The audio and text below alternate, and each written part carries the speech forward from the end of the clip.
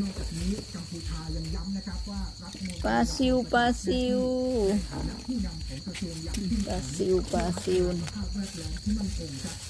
ข้อมูลจากกระทรวงมหาดไทยกัมพูชาและหน่วยงานที่เกี่ยวข้องนะครับอ้างว่าภายใต้การนำของรัฐมนตรีมหาดไทยคนนี้ตลอด9 เดือนที่ผ่านมาครับทำโครงการต่างๆในกรณีที่เกี่ยวข้องกับการหลอกลวงออนไลน์ไปแล้ว 48 คดี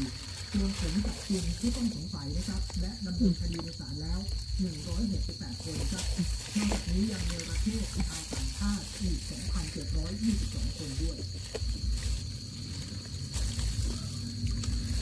ปัจจุบันกระแสความไม่พอใจที่มาจากปัญหาสแกมเมอร์ในกัมพูชาในหมู่ชาวเกาหลีใต้ยังคงร้อนแรงค่ะล่าสุดความไม่พอใจนี้ก็ลามไปยังกลุ่มแรงงานกัมพูชาที่อยู่ในประเทศท่ามกลางเสียงเรียกร้องอยากจะให้ทำการจำกัดเรื่องการออกวีซ่า น้องไอ้เก้าอี้ยายนั่งดีกว่า ไปตามเพิ่มเติมในช่วงหน้าต่างโลกกับคุณพิตวัน